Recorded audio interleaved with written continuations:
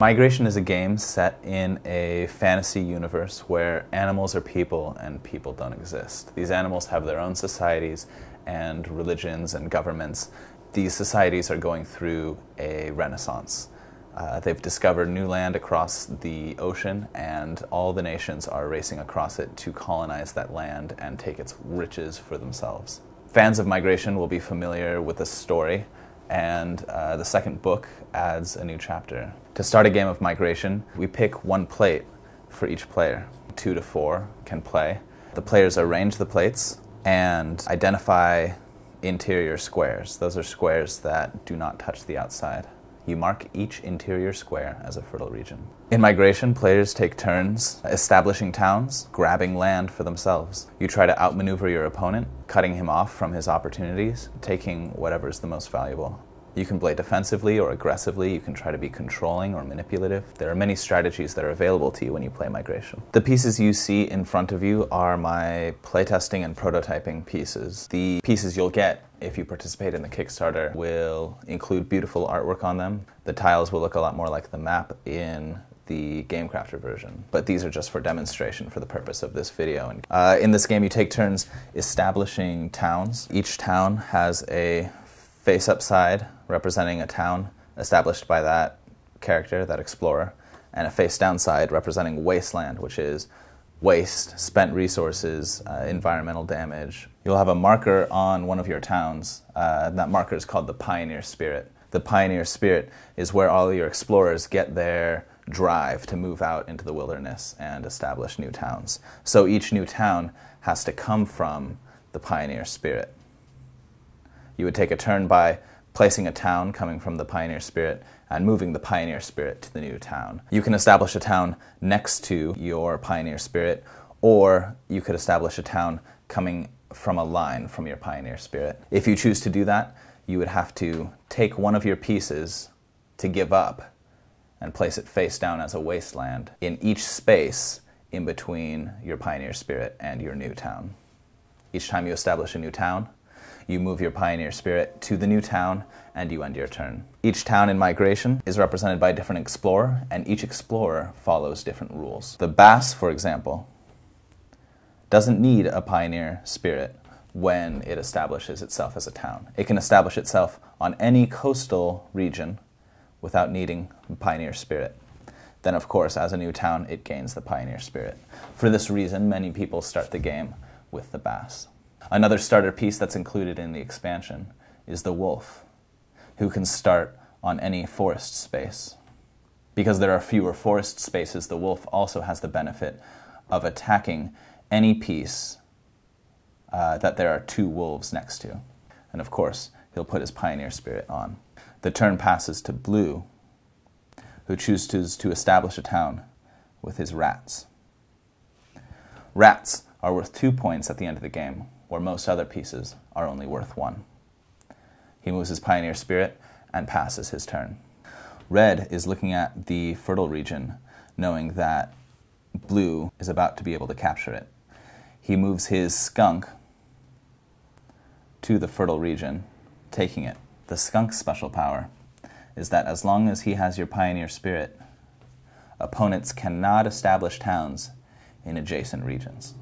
This is a great way to grab and protect area, buying yourself time. At this point, Blue's only option is to migrate to here, unless he chooses to use a sparrow.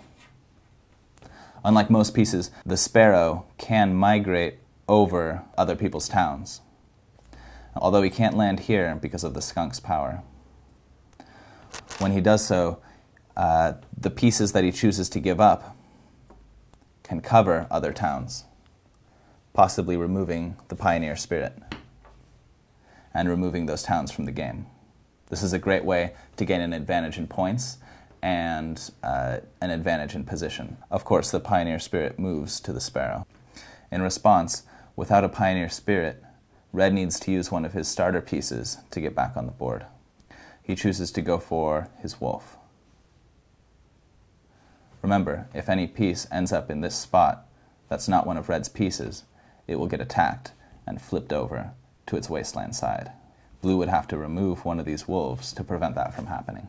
Blue sees this opportunity to use the lizard. The lizard's special ability comes into play as you play it on the board.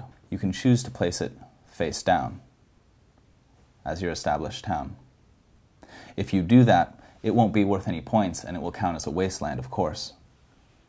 But you can choose to take another turn from that spot immediately, with it as your pioneer spirit. From that position, he's able to attack the wolf with his other sparrow, moving his pioneer spirit again to the new sparrow. Now Red's in a tough position, but he's noticing Blue doesn't have any sparrows left, so he can safely take this middle space with his fly. Most pieces are not able to establish a town in the wasteland, but the fly is.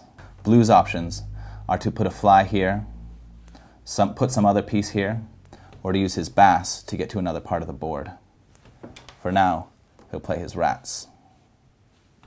Red wants to prevent Blue from getting any flies on the board, so he'll block his fly path here. Blue uses his bass to get to this area because it provides more spaces than either of these and moves his pioneer spirit. Red, however, notices that he has more bass and is able to cut Blue off. Blue, having no places to go, has to remove his pioneer spirit from the game, and Red is able to take another turn. From this position, Red is able to attack both of these pieces with his sparrow.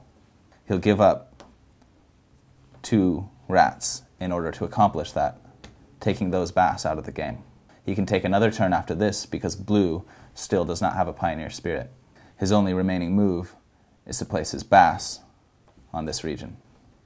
At the end of the game, we remove pioneer spirits and we count the number of points available. Blue was able to get 1, 2, 3, 4, 5, 6 points, while Red had 1, 2, 3, 4, 5, 6, 7, because this was the fertile region. Red was able to win in a come-from-behind victory, even though he was behind by several points at the beginning of the game. This shows that anything can happen in a migration game, and players have to always be on their guard. Some pieces we did not talk about are the tree, which was in the original first book of Migration. We also didn't talk about poison oak, the jackal, or the cactus, which are all included in Book 2, which you will be purchasing if you participate in the Migration Kickstarter. As you can see, each piece had its own special role. The sparrows were providing a strong offense. The rats were scoring many points. The bass advantage Red had at the end created a great comeback opportunity. The wolves were threatening the center of valuable squares, but they were countered by a sparrow attack facilitated by a guiding lizard. And in the end, the flies were able to take the valuable squares in the middle.